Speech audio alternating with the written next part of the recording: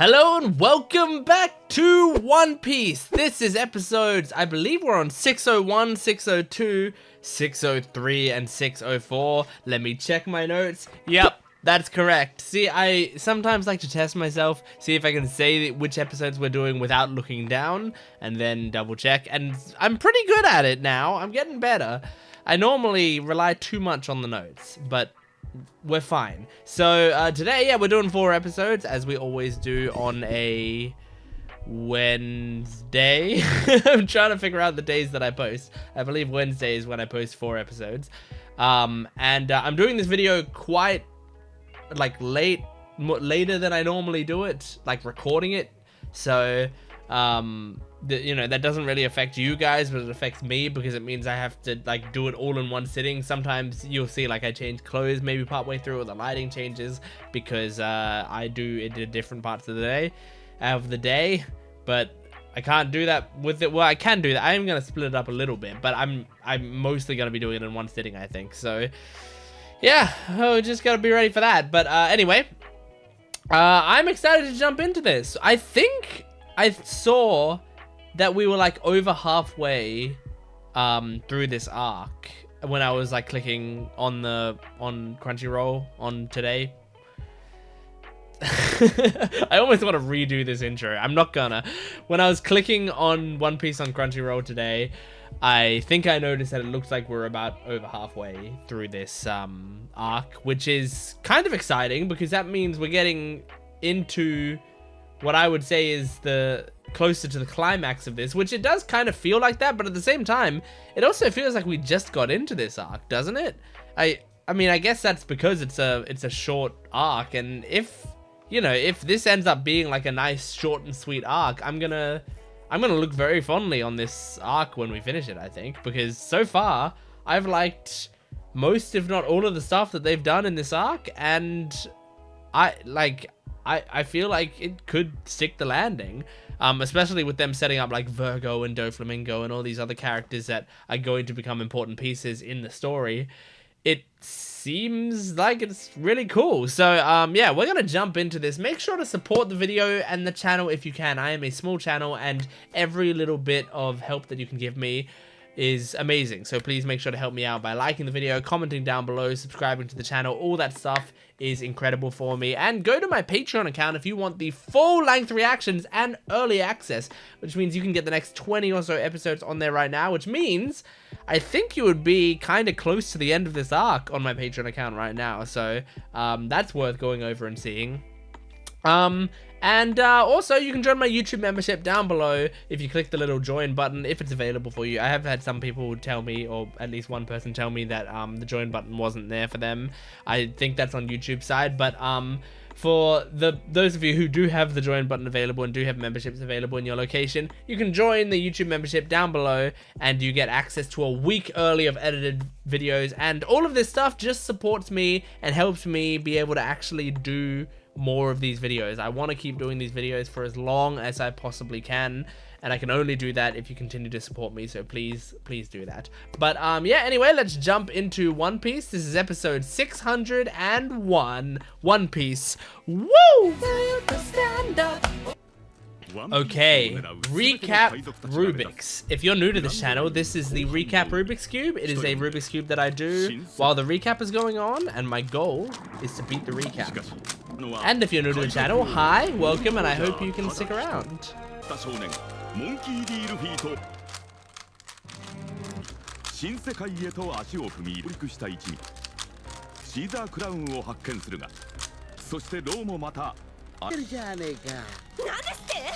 And that is a cube complete. That was a pretty quick one. I'm gonna try to do the second cube. I don't know how long is left on this, but I sometimes try to do 2 cubes, and if I can, it's called a 2-cube cap. Well, no, I couldn't do the second cube, nowhere near. Oh my gosh. Alright, well, this episode is called the wrong type of meat. Virgo finds pork on his face. Ooh. Look at that thing. Got like a fun little pastel color palette. All right, right. That's where the kids are on. Oh my god. It's really horrifyingly a good way to keep them there.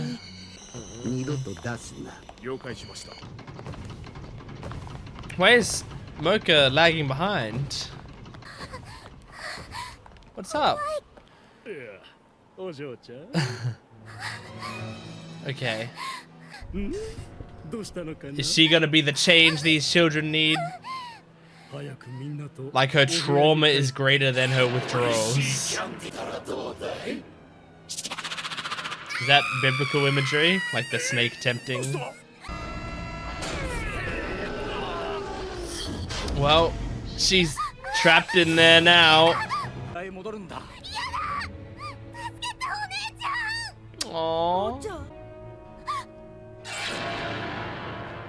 They're snakes as well. Oh, one of them is a frog. There's just reptilian creatures. He's actually more of a lizard, I guess.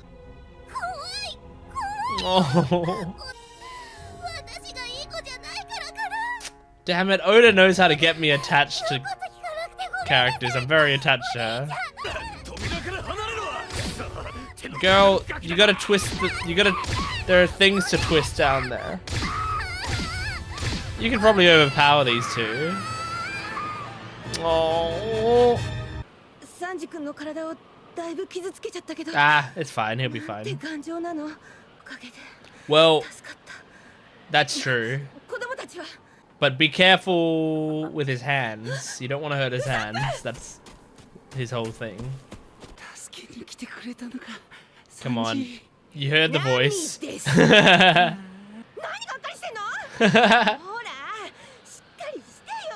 think he was excited to be saved by Sanji because it's like a, you know, manly respect.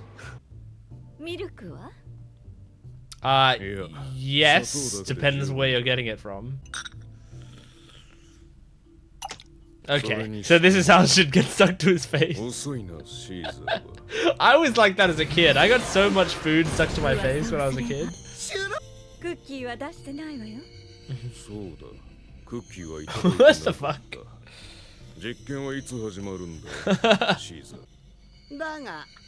God damn. I just realized how much Tashigi can look like Robin. Because for a second I looked at Tashigi and thought she was Robin. But then I saw Robin.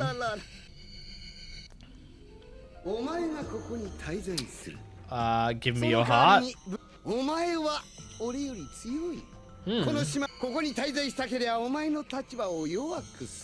Okay, that makes... It's interesting that he knows that Law's stronger than him.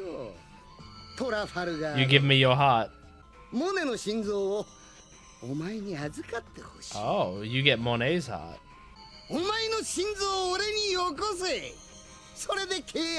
That makes a lot of sense. I was wondering how they got a hold of Law's heart. Oh shit. Fuck, man. Oh. Jesus.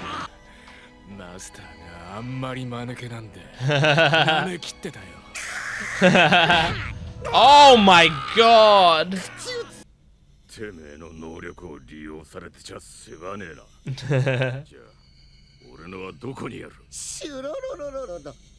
Oh no, and you also have Smoker's heart. Although if you squeeze Smoker's heart, then Tashigi will be hurt, right? Tashigi in Smoker's body. But that would... Smoker would hate that. Like, torturing his subordinate. What the fuck?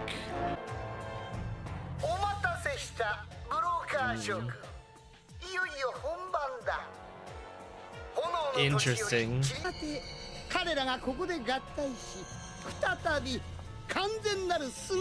Uh-huh. And what you gonna do? Oh my god.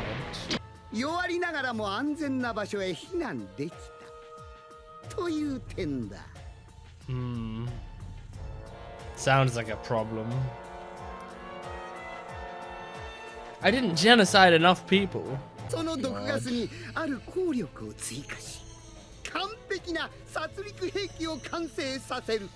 Oh god. Shinokuni. I mean, pretty cool name. Very devastating effect. Yeah. Maybe you guys can do something about the candy, you know? Fuck it up. Oh, another dragon. Okay.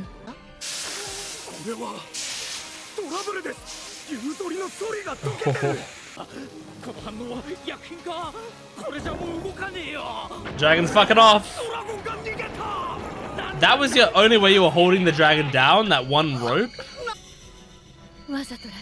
Yeah. Oh, I don't know how this happened. I'm so sorry. Oh my god. He's such a scumbag.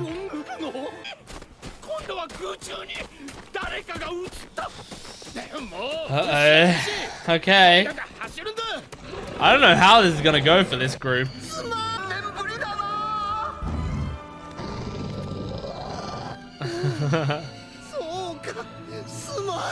Oh my god, he's really putting on a show. Don't eat it yet. It's weird. Oh my god. He's like, fuck you, I want it now.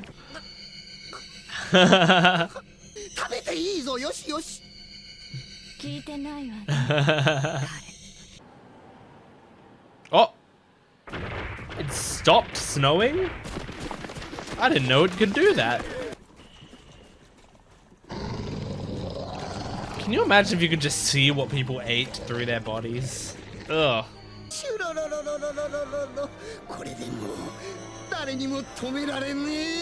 I don't know, we've stopped some crazy shit before. Oh my god. Oh.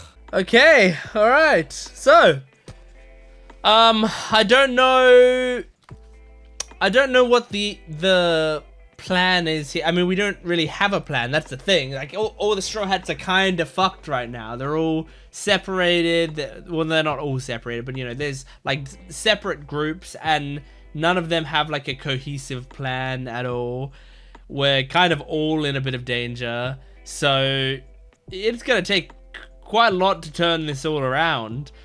It's honestly very scary that Smoker and Law are both locked up in here with us, and we've got the fucking chains of, what are they called? Sea Prism Stone chains on and stuff. Like, that's very scary to me. The idea that these very powerful characters are with us, but we can't do anything. Because if Smoker was still out there with his crew on the battlefield and stuff, I would feel comfort in the idea of like, well, you know, he's still going to be fighting out there, so he's probably going to like maybe eventually going to make his way in, and that's going to create an opening for us. But right now, it really does feel like I think Chopper's the only chance we've got now, because Chopper's still watching from that distance. Chopper's the one who can get in there, but I don't know, man. I don't know. It's scary. I like in this episode that they showed how food and other stuff can get stuck to Virgo's face, where he's just not very attentive, and he's got a sticky face. I mean, it does remind me of the guy in Water 7 who has always bits of hair sticking up, and he like pushes it down and then hair comes up on the other side. Like, it kind of reminds me of that for some reason. Just that it's sort of like a visual gimmick, but they're not mentioning it. They're like, I mean, there was, I think, Monet pointing out like, oh, you've got some food on your face or whatever, and he goes, oh, right. But just like the idea of this like otherwise serious character, but he has this visual gag, but then they don't. I like it. I like when Oda does gags like that, because they like, it allows him to do something silly and funny with this character, but also not take away from the character's like seriousness. I mean, it kind of does, but it like, because I don't find this guy as serious as like a Kainu or something, but it doesn't like make the character goofier. It kind of just like makes the world goofier for having a character like this in it. Does that make sense? The character himself is still serious, and it's just like a quirk of his that he gets food stuck to his face. But it's different than if he like gets the food stuck to his face and then he goes like, he looks in the mirror and goes, "Oh no, there's food stuck to my face again!" And then like, he goes and eats it like Cookie Monster, you know? Like that's the sort of thing that sometimes One Piece characters do, where they have a gimmick and then they like yell about the gimmick and scream about it and like overreact to it almost, you know? In the same way that there's like Foxy's like a good example, right? I mean, he's a, you know, goofy character and he's like doing declarations of war, but then as soon as you insult him, he falls to the ground and goes, "Oh no," or whatever. And like they always do kind of the same joke with him with the same pose, and that's, you know, that's part of the joke. Not saying I don't like that. I'm using Foxy as an example because he's like an example of like a goofy villain that not many people care that much about in One Piece. But at the same time, I'm not someone who dislikes Foxy or dislikes Long Ring Longland. I actually, if you'll go back and watch my reactions to it, I had more of an appreciation for that arc than I think most people would have. Because, like, for example, the roller skating and like a lot of the filler parts of that arc, I actually fucking loved. Like, I really, really enjoyed. So you can go see my reactions back then to those episodes, because yeah, that was like a surprising amount of enjoyment. That would have been back on my Gent Watches main channel when I was still posting One Piece videos to the main channel. So you have to go to a different YouTube channel to see those reactions, but it should all be in the playlist. You can check the playlist. Anyway, doesn't matter.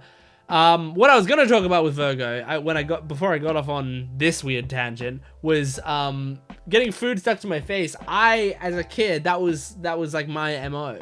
Is like whenever I would have ice cream, my parents were dumbfounded because I would have ice cream like up here and shit when I was eating it. And this is when I was like a toddler, when I was a kid, you know. I would be eating ice cream and then they would look away and they'd look back and I had like ice cream smeared across my head up here. And they're like, "How did you do it? Your mouth is down here. How did you do that?" But that's just what I did, you know. I got food stuck to my face everywhere. So I'm kind of like Virgo in a way. But I'm a Leo. So if I was in One Piece and I was him, they'd call me Leo. I didn't know the Monet heart thing is cool. Man, like Monet still hasn't really done anything, but I still really like her. I mean, I know I basically only like her because of the type of character she is, like her design and her voice and all of that. And not any of her actions, because she hasn't done anything in this arc yet. But I just like her. I like the idea of her, and every time she's on screen, I'm interested. So I'm enjoying that a lot. But yeah. Oh, and there's another dragon escaped. That doesn't really, I don't have anything to say about that, but it's something to note out loud. Another dragon escaped, but this is like a small dragon.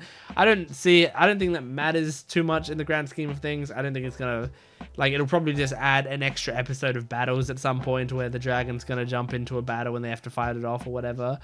But you know, that's something to take into account that happened. Anyway, let's move on to the next episode. This is episode 602 of One Piece. Here we go. Okay, recap Rubik's. Here we go.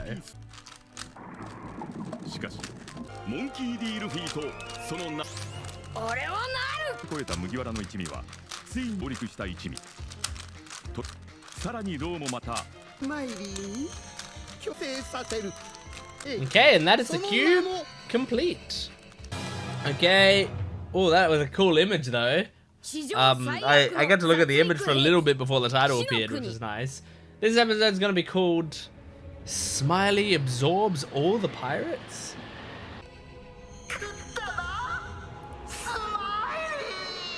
Yes, he did.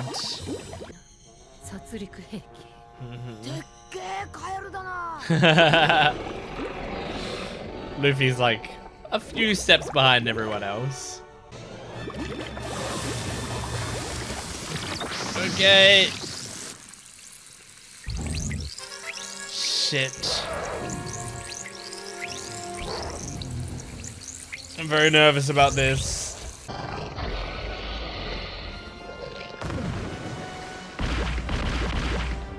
It keeps zooming in on these apples.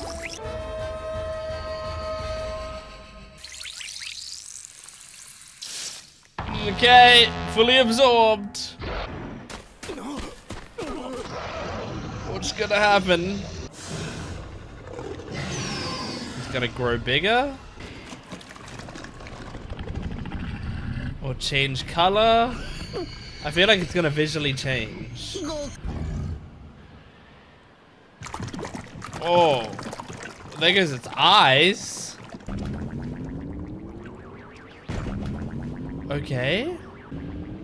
What's happening with the apple? Oh, what? That's a devil's fruit? What?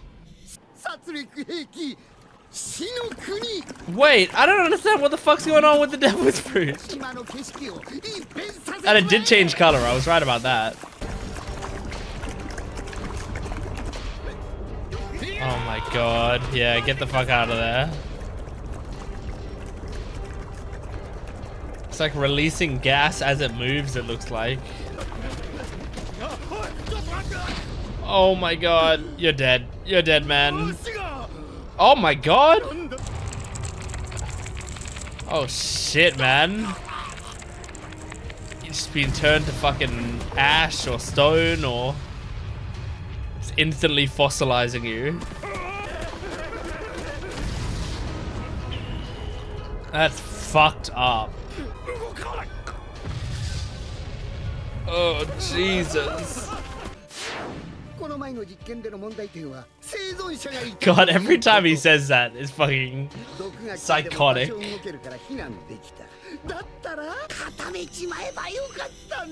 Petrified, yeah, okay. Guess in a fucked up way, if petrifying them like preserves their bodies, he could use them for experiments and stuff, you know? He's basically killing everyone, but also getting free resources. Jesus, man. We need Boa Hancock here, and she can turn Caesar to stone. See how he likes it.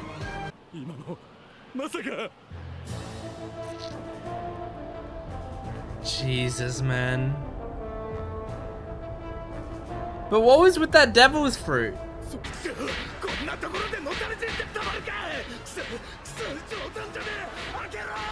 Damn it. Okay, you found Brownbeard. Oh no, he's lost some teeth. I mean, remember, he's still mostly a dick. But he's just a moron. No, I think now he's seeing... Oh. Oh, right. I thought he was seeing the explosion in the distance. Well, Nami still has Sanji's body, but maybe she doesn't have the technique.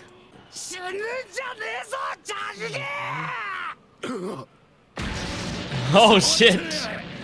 He just needs people to believe in him.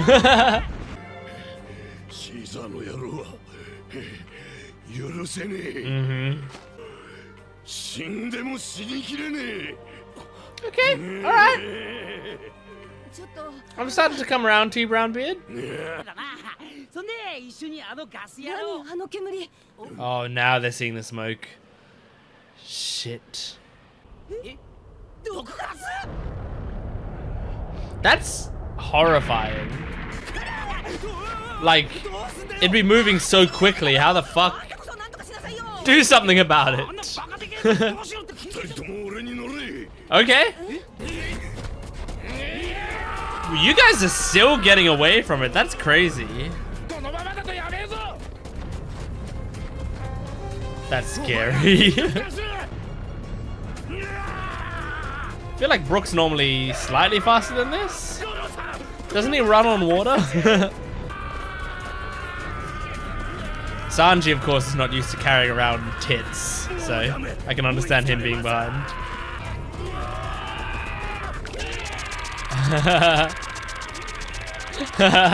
They have to turn into cartoon running.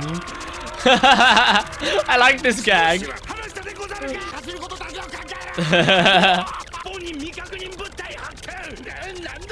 Oh, the dragon!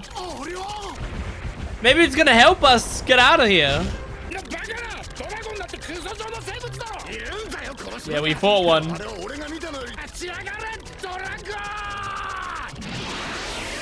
Oh my god, now they have motivation, like something to reach.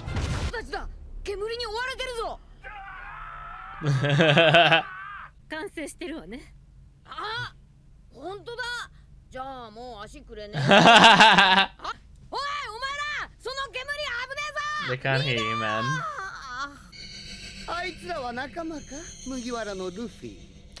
No.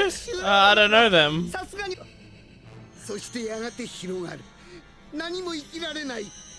Land of Death, Shinokuni. Okay, cool.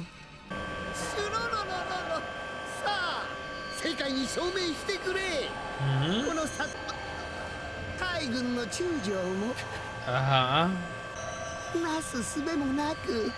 Wow. Are you basically giving them a chance because you're so confident in your weapon?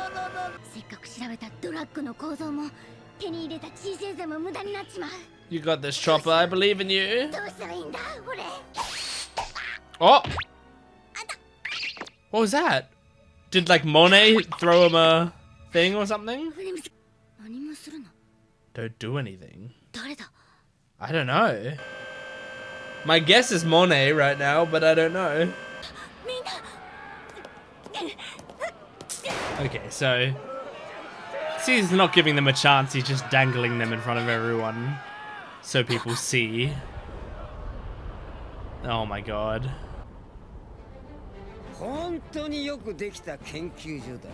Uh-huh. Why are Franky and Robin on the same page?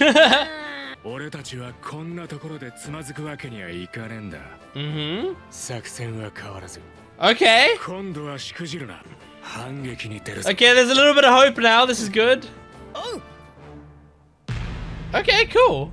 Alright, after several episodes of like, oh shit, here's everything going wrong at once, we now get a scene of, oh no, like, look, maybe we're actually gonna be able to do something, you know? Maybe we're gonna be able to, like, they seemed very calm with it. I mean, as I said, that crew that's with Luffy right now, the Straw Hats that are with Luffy right now are really, like, they're so calm and collected in situations like this because, I don't know, they're kind of all insane and just along for the ride. So I get them having reactions like that, although it is very funny when it's like we are in the most dire situation and Robert and Franky are like, this building's well made, you know, like it's cool. I like it.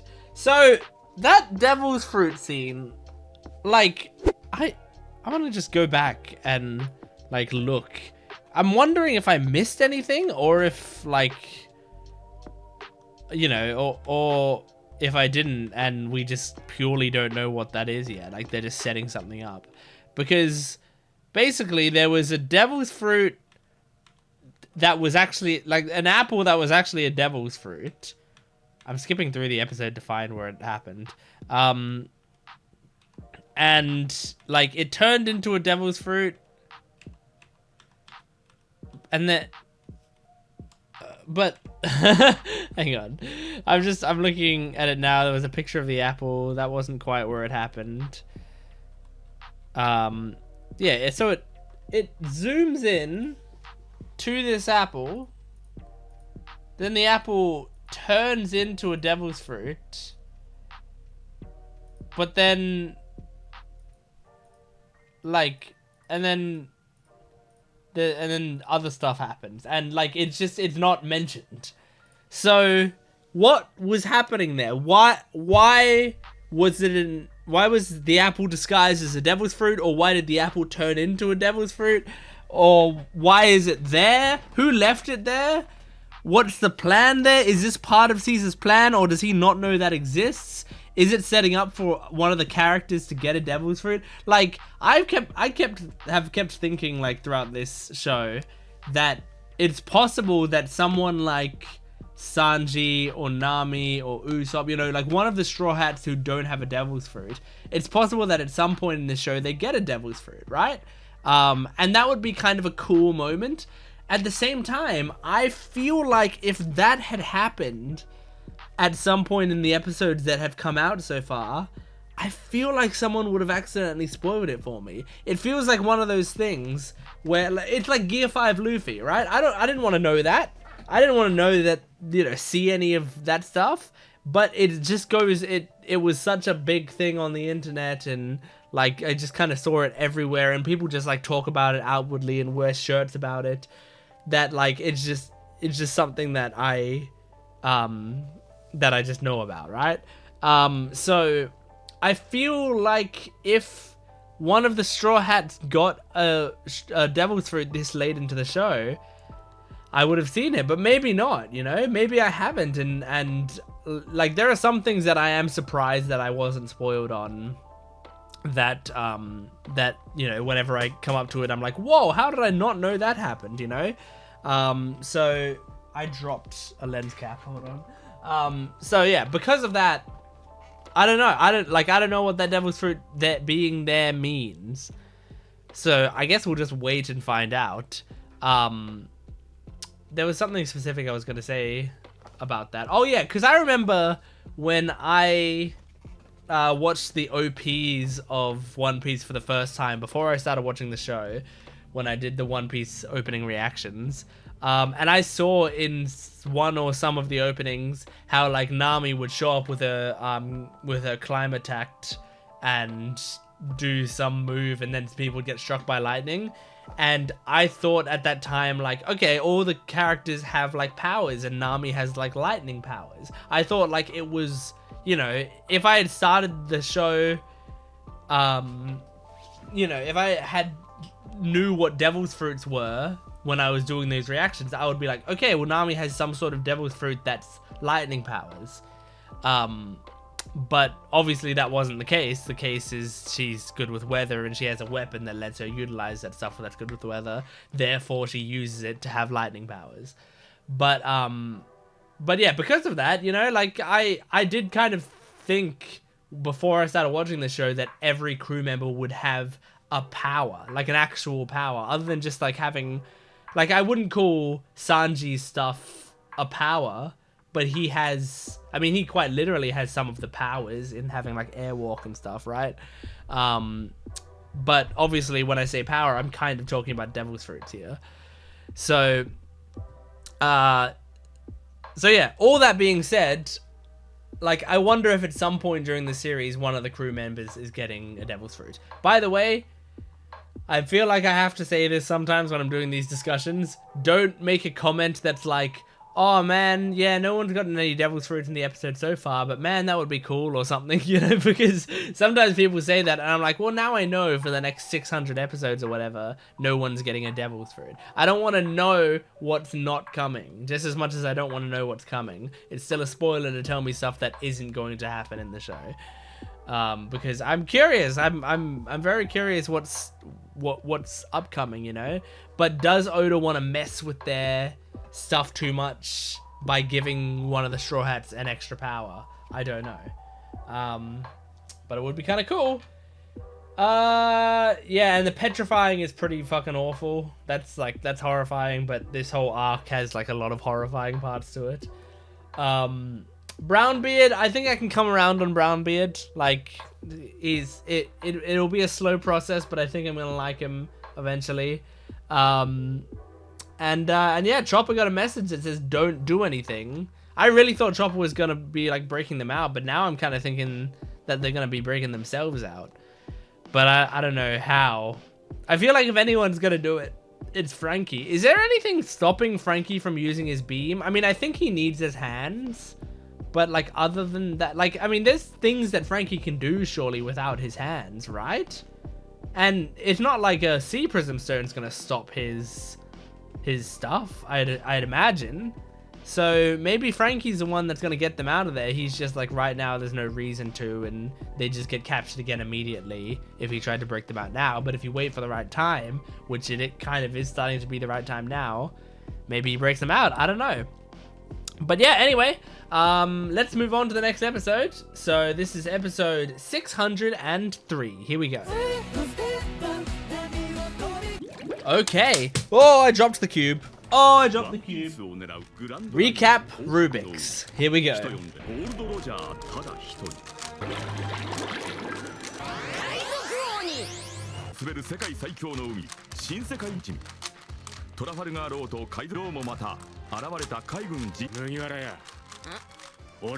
Okay, well the title's coming up, but I finished the cube now. I had to yell over the title. The title is Law and Luffy fight back hand in hand.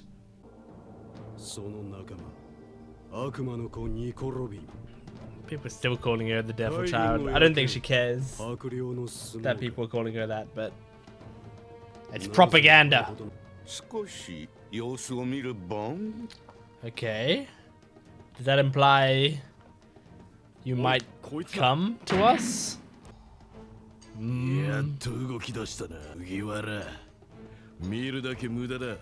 Kid is at 470 million. I don't remember what he was at before. And Killer is at 200 million.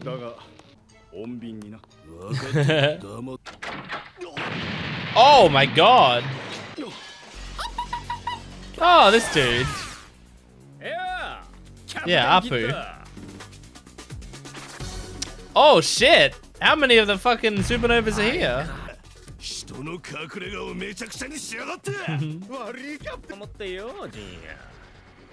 Okay, so he's 350.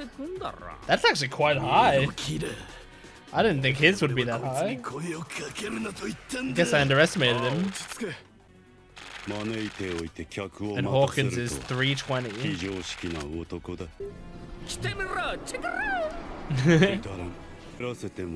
Hawkins, I think, is one of the coolest out of all the supernovas.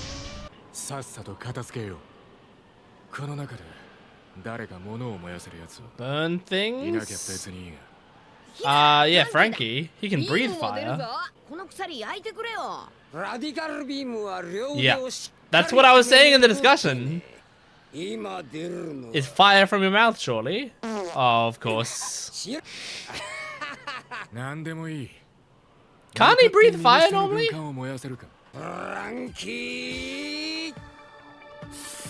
Yeah, okay, here we go. Nice.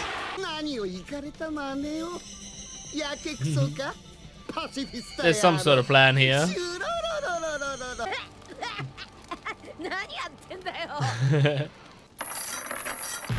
Oh shit! Ah. Yeah, what happened? Is this because of Monet? Oh shit.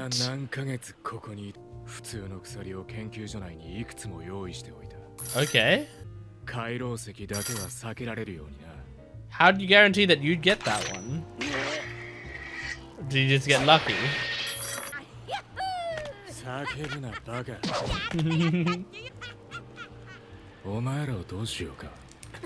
Oh, free them! They can help!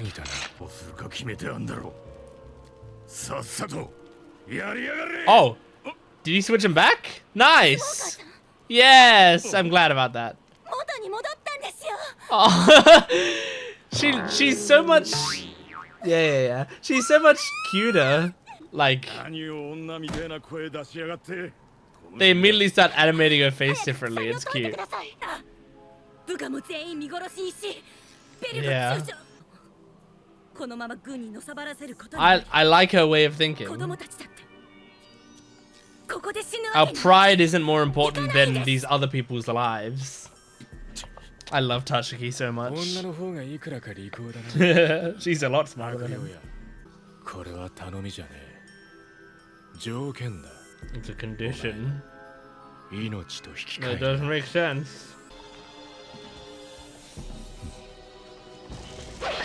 What if he just, like, Law keeps a tiny piece of Smoker's heart, and if he ever betrays him, then he's gonna, you know, kill him.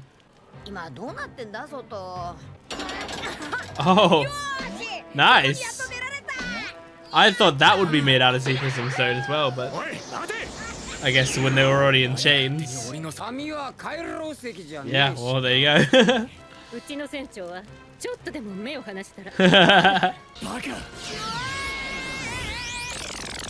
Don't worry, I mean, Luffy rarely loses to someone twice. Like, he'll lose battles, but he's so good in rematches. Of course, Jesus Christ.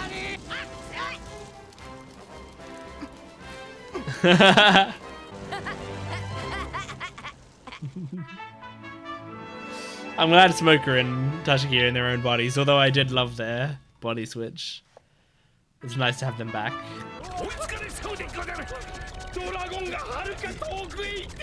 You need to get him. Yeah, Nami doesn't have the... Yeah, she doesn't have the stamina. And yes, she has breasts. That definitely would make it harder. Sanji!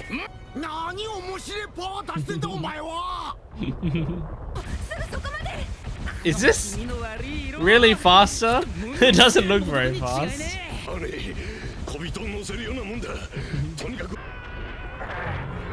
Oh my god, the way the dragon's shaking, trying to get him off, I imagine. Or is it just freaking out because of the gas? Maybe it can't fly. Oh my god, don't bleed from Nami's nose.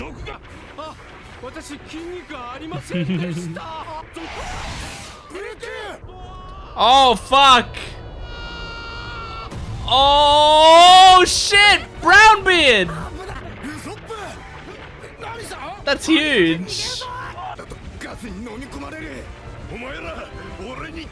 Yeah, leave the dragon behind. Fuck the dragon. Who cares about the dragon? Oh, don't bite the tail. Oh, you scumbag.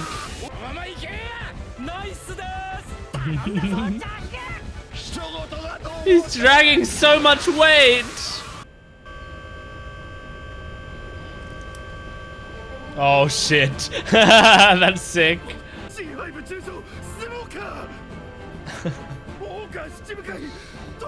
Ah, badass.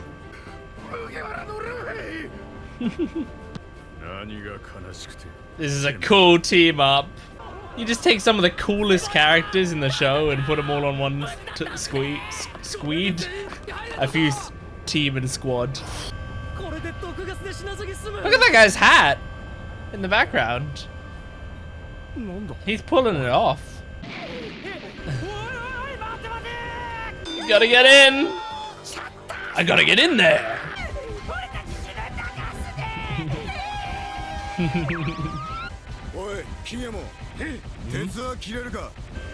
Oh shit. Oh god, they're just gonna cut their way in? But don't they kind of need... Don't they kind of need it to be, like, the iron to be there to stop the gas? You cut your way in, aren't you just killing the people inside?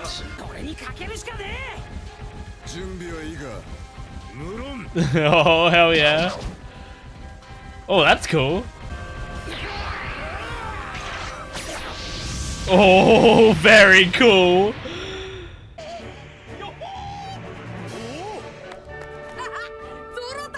Oh, awesome. Okay, but what's the plan now? Maybe Law can fix it? Awesome. Awesome. the moments where the Straw Hats all get back together is so exciting, because now we're going to be working together again. I imagine the solution there is Law goes down and fixes that wall, I think. Because otherwise, like, obviously they had to do it, okay? Like, I'm not saying it was a bad plan. It's the only option they had.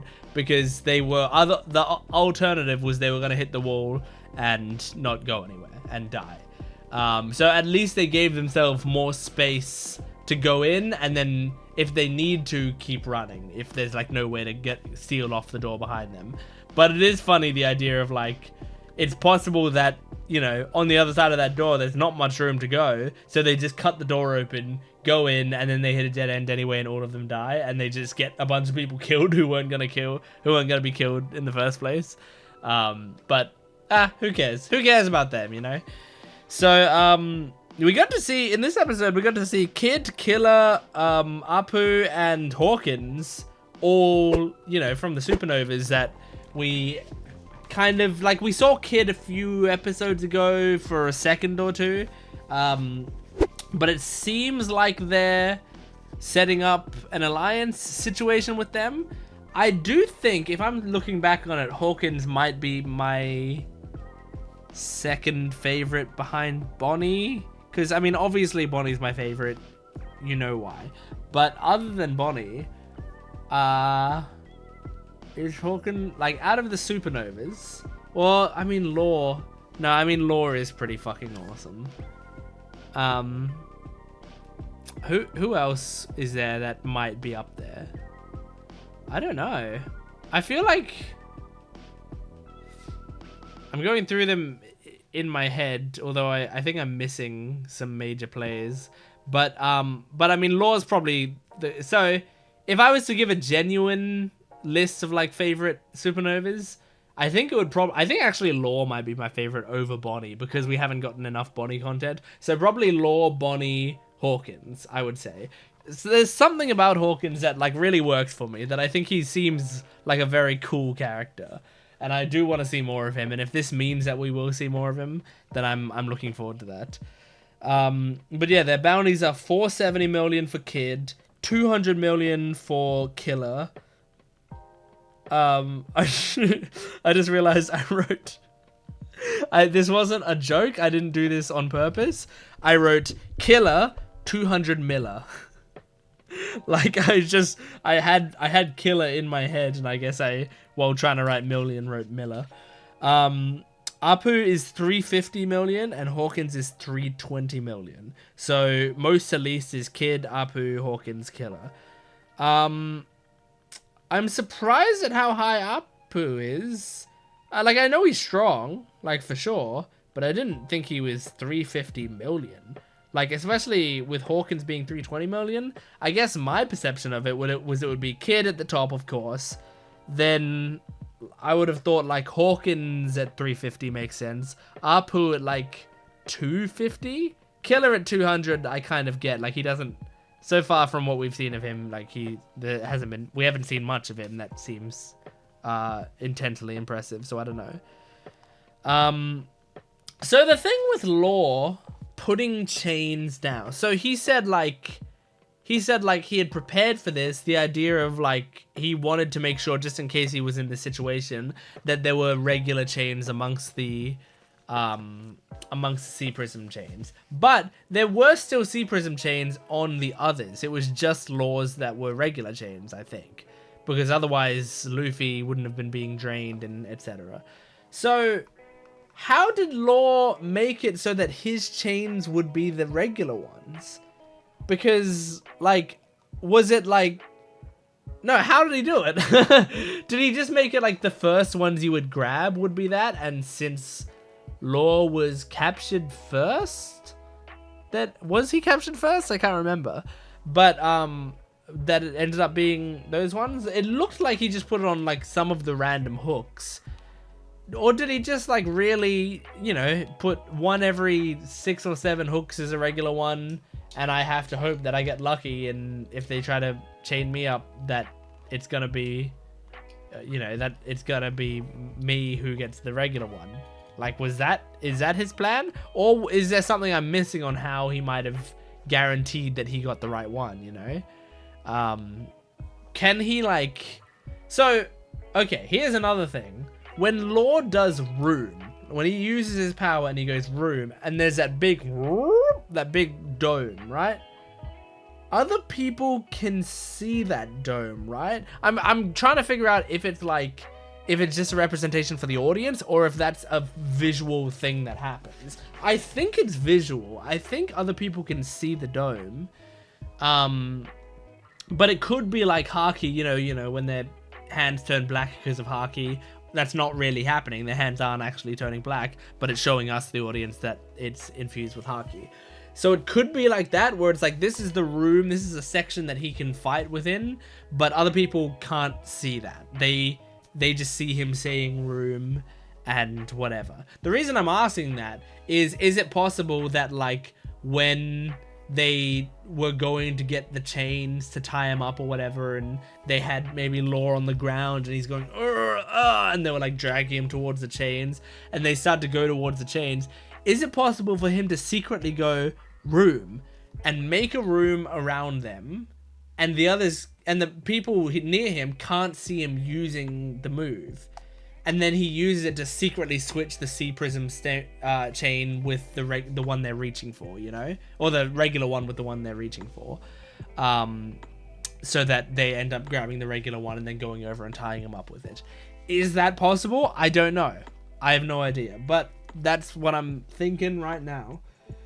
I love Tashigi, and I love when we get focused on her, because I think she's a really interesting character, and they like, Oda writes her very well. I think, like, she is a very by the book and a very honorable person, and I love her as a sidekick to Smoker. She is the perfect sidekick for him, in my opinion. Like, they did just such a great job choosing a sidekick for him, because he is very prideful and he is very vigilante, like, in terms of like a Marine guy, right? Like, he does things for the Marines, but he, you know, he thinks he's doing the right thing, and he kind of is doing the right thing, and he's trying to get trash off the streets. Like, he also is kind of pirate-like in that regard. In, like, if you consider pirates to be the representations of freedom in this world, and he kind of, like, Smoker kind of does what he wants a lot of the time, so Smoker kind of represents freedom as well. So in a way, Smoker is very similar to pirates, and in that same way, he's very prideful. What Tashigi, what my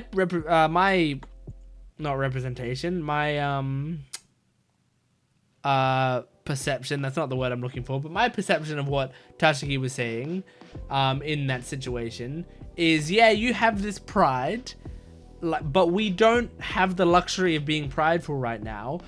It's not worth dying for this, because there are people who count on us, and it's our responsibility to do away with our pride for the sake of them. I like that part of her character, because I am of the opinion, like, a lot of the times in shows like this,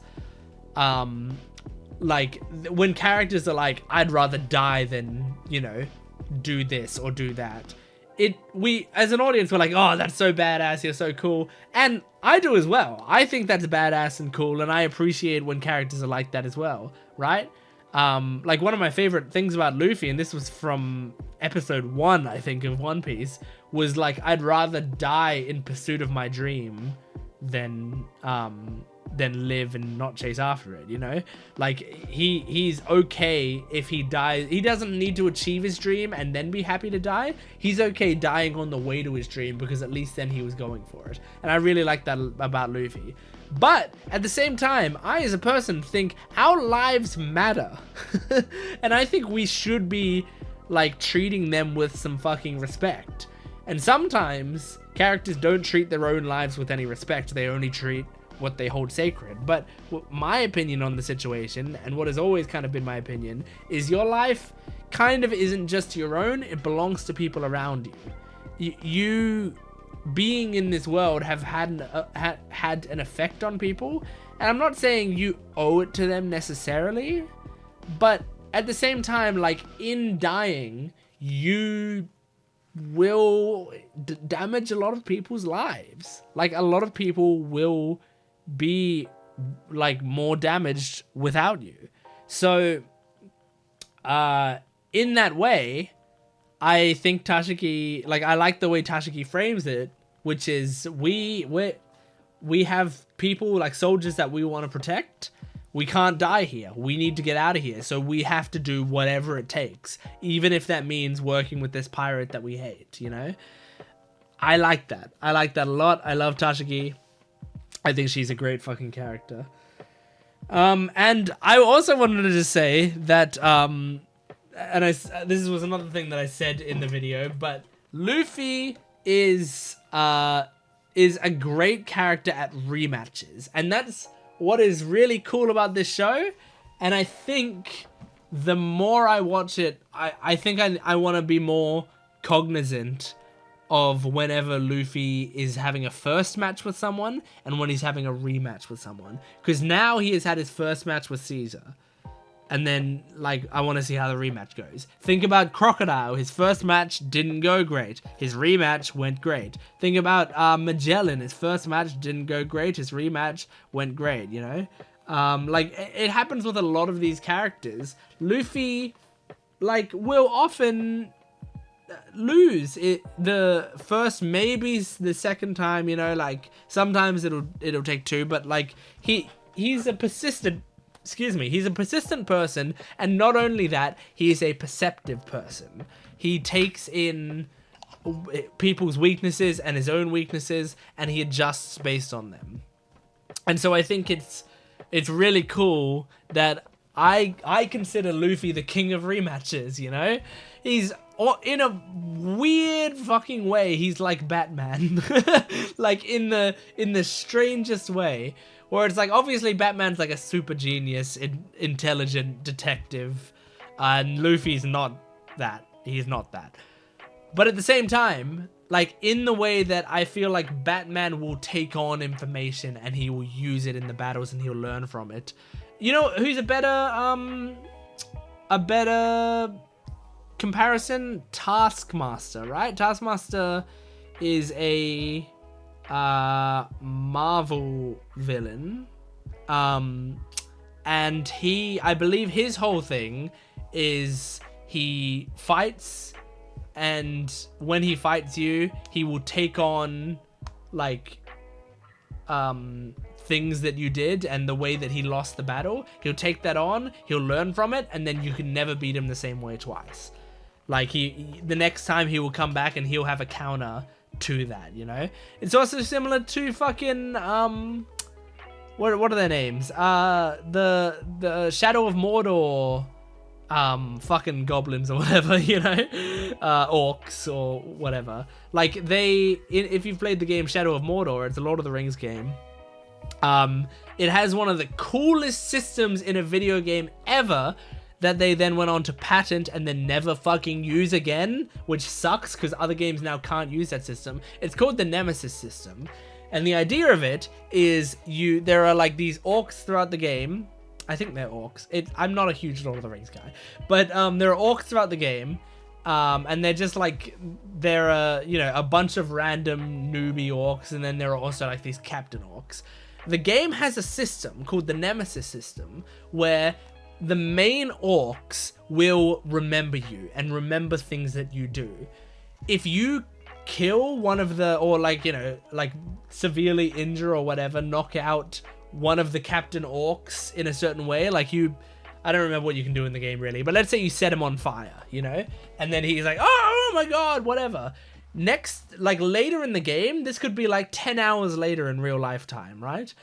You might go into a base and that same captain will be back and he's there again. But this time he's like a bit burned and he also is wearing some sort of fire resistant armor or whatever. And so the character will take on ways that they've lost before and they'll change it. In the same way, every time you're killed in the game, it's like canon to the game, right? And so sometimes you'll be killed by a random orc, like just a grunt nameless orc, and the game will immediately give that orc a name and a title, and then that orc is a main character of the game. He suddenly, like, his kill got him promoted, which like put him into the system, and it's like, it's really cool because it's really reactive and stuff. Point of that, me saying that is, you know, these orcs learning from their mistakes and going on and using it against you in some way or another, so that you can't beat them the same way twice. It's the same way with Luffy. Luffy is an orc from Shadow of Mordor. Anyway, let's move on to the next episode, and the final episode we're doing in this video, episode 604. Here we go. Don't stand up. Okay, recap Rubik's. Here we go.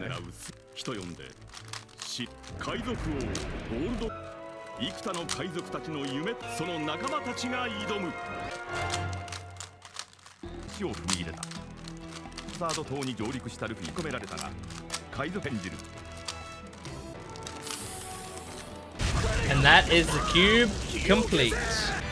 Oh, whoa, they tried to jump that title on me so quickly. This title is going to be the Straw Hats Reunited. Caesar Clown. Caesar's a clown. Man, if Caesar Clown captured a buggy, Caesar Clown would be seizing a clown.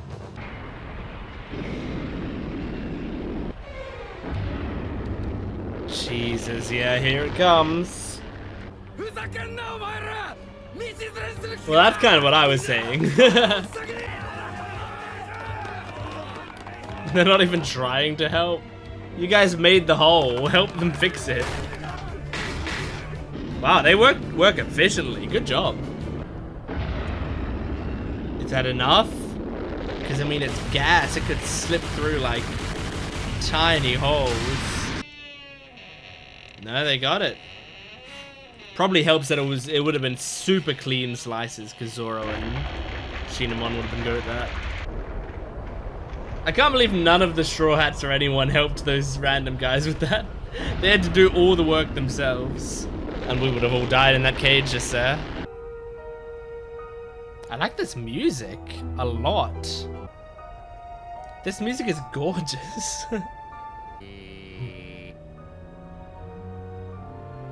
And these are the remains of the weapon. Yeah, your experiment went great, man. It's insane how evil his motivations are. Oh, cool. Brooke's checking on it with his soul.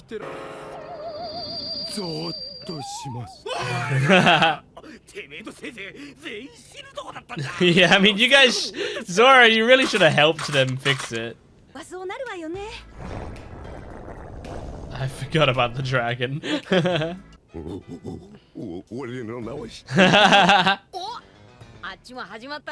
Luffy, can you do something, please? Switch us back, yes! Get me back in.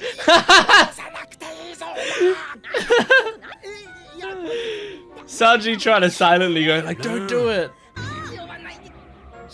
Yes, good. Oh, thank goodness. Yay!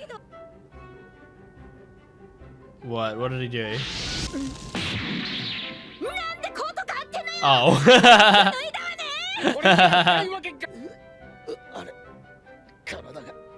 Yeah, it's kind of weak right now. Oh, instead of Nami's? That's kind of nice. I like that, Sanji. I like that simping. You're protective of her. Yep.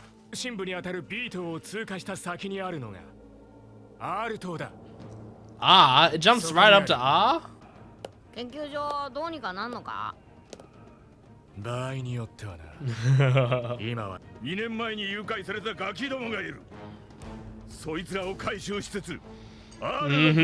Get the children out, that's good. And Nami's still on that, that's good.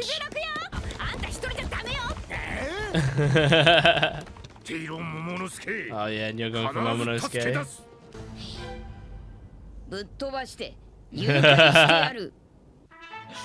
King of rematches, here he comes.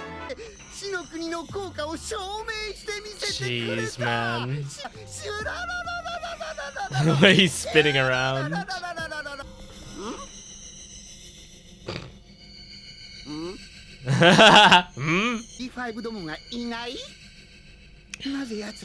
Turns out most of them got out of there. I think it was just his own men that were killed by it, right? Or petrified by it. Mm-hmm. Yeah. They must have escaped from the cage and helped them.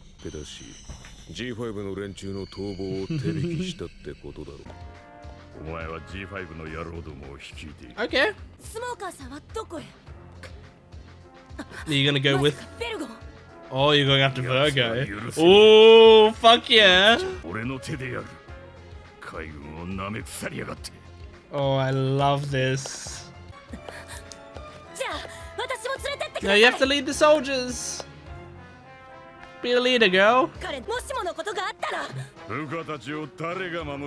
Mm-hmm. Oh, I think he trusts her, and that makes me very happy. I mean, I think he also wants to do this alone. And he doesn't want to bring her into that fight. But it's so nice. Mm-hmm. That's so dangerous. I wonder how we're gonna fight against that. Just maybe I'll write it down and I'll talk about it in the discussion. Jeez. Oh, good question. You need to be strong enough.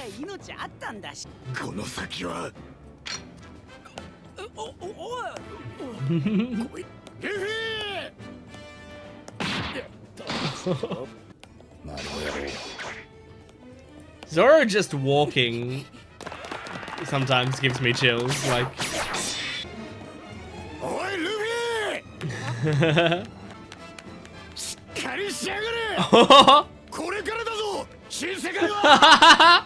I love that. Yeah, don't fuck around.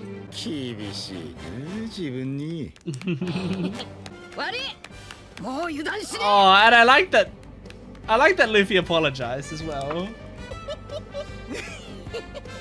I want to talk about that in discussion as well.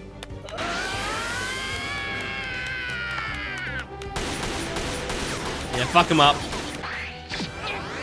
Whoa! What the fuck? Whoa! Is this a new one? What the fuck? That, I can't remember. It sounds kind of familiar, but maybe not. I feel like I've heard Luffy's voice actor shout UFO before, but I don't remember the move.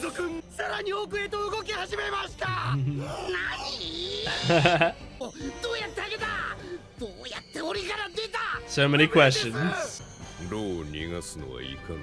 Don't they still have his heart? Can't they just stab his heart? And then he dies? Oh, this is so exciting. I'm looking forward to these next episodes. There could be some really cool confrontations coming up here. So they still have Law's heart, right? Because if they were really worried about it, like, I mean, look, if the reason is just it's anime and we need, you know, we need them to fight properly, then fine. But is there a reason that, you know, if they're actually scared of Law and, you know, worried about him going loose, that they don't just take his heart, stick a dagger through it and be done with it? Like, it could just be Law has been useful to their cause in a way, like they want to, but they were gonna kill him in the cage, and now that hasn't happened, I feel like the best strategy for them is just kill him, you know. But it is kind of a trope, like villains not killing the heroes when they have the chance. They don't take the easy method to do it. They want to do it in like a big fight or whatever. But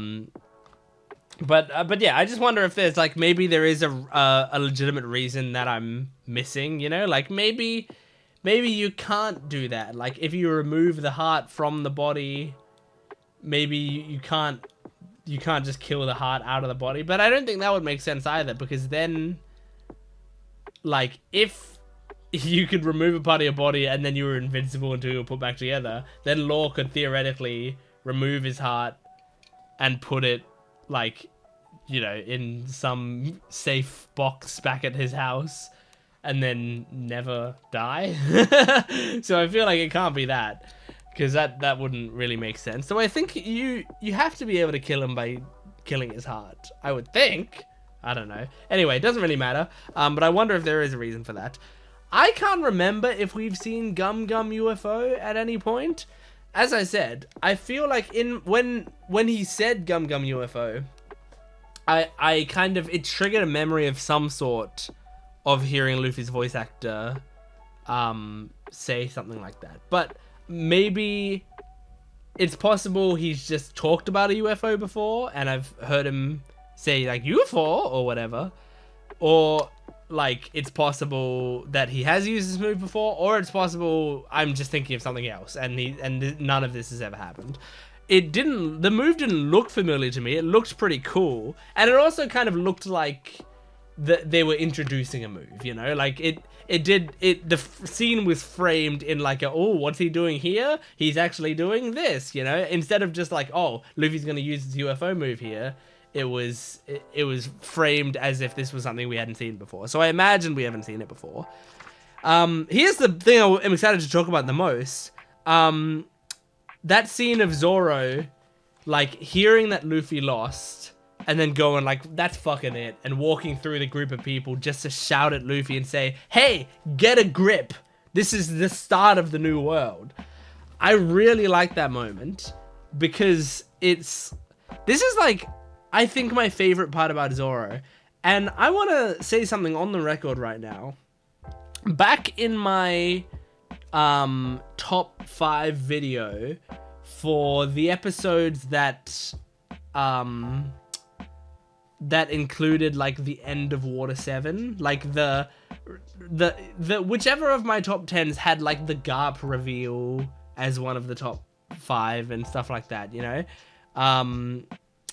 Like whichever of my videos had that, I think it would have probably been like what, 300 to 400 or something, or was it 200 to 300? No, it would have been 300 to 400, I think. Anyway, point is, that video, I'm pretty sure, did not include a moment that now, upon thinking about it for a while and rewatching episodes and stuff like that, I think something should have made the top 10 or top 5 rather, that didn't make it. And I'm pretty sure it didn't make it. I'm pretty sure it wasn't on there. But that was Zoro talking to the crew about why we shouldn't just accept Usopp back, right? Because I think when I was making that top 5, and I'm just going to go check the video just to make sure I'm not talking out of my ass here. Hold on. Okay, I just went back and re-looked at the video. It was my 301 to 400 top 5 moments video. And like in that video, nowhere in that video, as far as I can see, do I mention this scene that I'm talking about. If I was to remake that video today, my number 4 in that video was the nothing happened moment in at the end of Thriller Bark, right? I would replace that moment with this, because to me this was like Zoro's, like one of Zoro's best moments, and that was the scene where Zoro is saying to the crew like, don't go back and just accept Usopp. Like we can't do that. Usopp, like no matter what was said, whatever happened, right? Usopp went against our captain's wishes. That was what he did. And he dueled our captain. Once a duel happens, the results of the duel are final. That's it. That's what the point of a duel is. You don't do a duel if you're not willing to accept the results. We dueled. we have to accept those results. If you just go back to Usopp and tell him like, oh, you're welcome back on the crew, come on, join us, and nothing changes, then this crew is gonna have no fucking respect for each other, and we're not gonna respect Luffy as a captain, because what? Anytime we disagree with him, we can just go against orders. Everything's gonna fall apart. Like, that argument for Zoro is genuinely, and I say this 300 episodes later, one of Oda's finest writing moments, in my opinion, and one of Zoro's best moments in the entire series. And I only sort of recently was I sort of recently was taking it in again and realizing how important that moment is. So I didn't mention it at all in that top 5 video, and I think it was genuinely because, like, in my head, I had taken that and put that as the Usopp, return arc in my head, and the climax of it is Usopp apologizing, and I love the moment of Usopp apologizing, but it wasn't in my top 5 moments or anything. I was like, yeah, that was a great moment of the show. But there were so many great moments in these episodes, so I just didn't even think about it. But if I had remembered that Zoro moment happened before that led up to it, oh boy. So anyway, the point of me mentioning that and talking about that moment with Zoro is what we're seeing here is like the same trait coming out of him, which is like keeping Luffy and the crew honest and realistic. Like,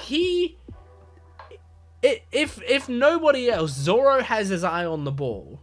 I have in the past, I remember this was something that I did in Water 7, but like before Zoro did that speech and stuff. But I have in the past talked about how, like, oh, Zoro doesn't strike me as like the vice captain of this thing, and instead, like, to me, Nami seems like vice captain.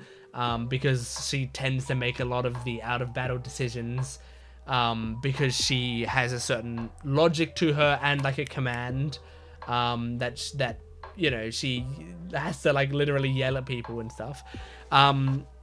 And that was my vibe of the situation, and I don't think I was wrong to feel that way with the stuff that I was presented with up until that moment. But those moments have more and more proved how much Zoro really feels like a vice captain, first mate type deal. Especially, like, I mean, he always felt like a first mate to me, but especially a vice captain. And that, like, this moment in this episode is another one of those moments where he goes to Luffy and says, stop fucking around.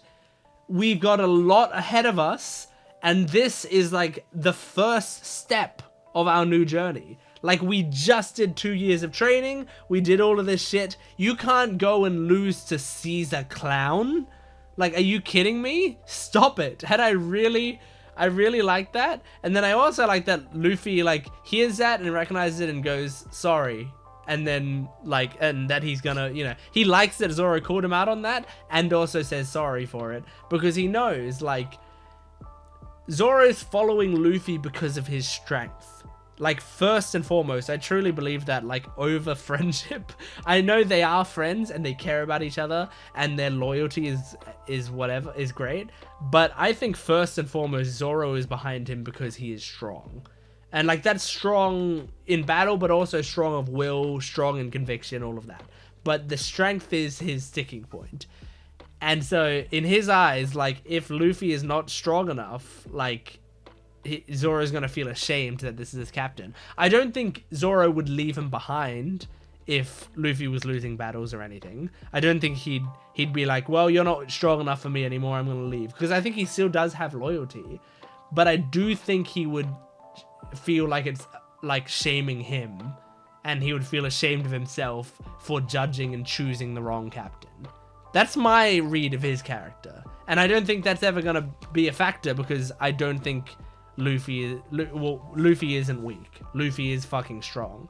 So Zoro did choose the right captain, But I just loved that moment. It was, like, it's such a simple moment, but it's, like, it really drives home to me how good of a writer Oda is in when he like makes Zoro's character really work. And I watch it and I go, I don't know if another writer could have done that as well. You know, a lot of people can write characters that are as cool as Zoro, but to write it in this specific way, it needs to have Oda's touch to it. It's really nice. So fighting Caesar, how? How do you fight Caesar? Do you have to hold your breath the whole battle? That was the kind of thing that I was thinking, right? He can adjust the gas in the air. I don't know if he can adjust the gas that's in your lungs.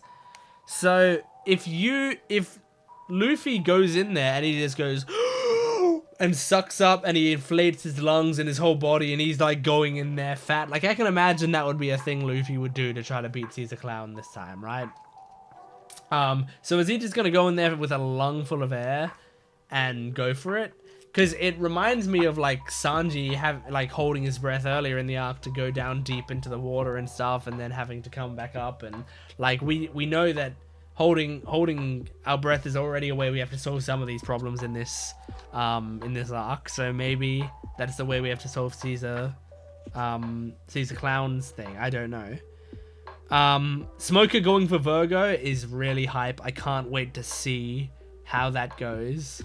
It's just Smoker is a really cool character, and I think Virgo is a really cool character, and I want to see those two interacting. So if that's what they've been setting up here, is they introduced Virgo kind of as a villain for Smoker, that's cool. That's really satisfying. Because you know how sometimes they'll introduce a villain, and I go like, oh, that's the Zoro villain. You know, like that. Oh, he uses swords and does all this. That's the Zoro villain. Oh, that's the Sanji villain. This one's going to be the Nami villain, you know. Like you can see Oda setting it up so that that character's eventually going to go up against this character.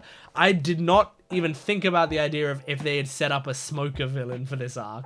But if that is what's happening, that's really exciting and it makes sense. It's very cool. But yeah. Oh, and Sanji and Nami switched back, which is nice. I actually liked it. I ended up liking the Sanji Nami switch more than I thought I would. I think they did some decent jokes with it. I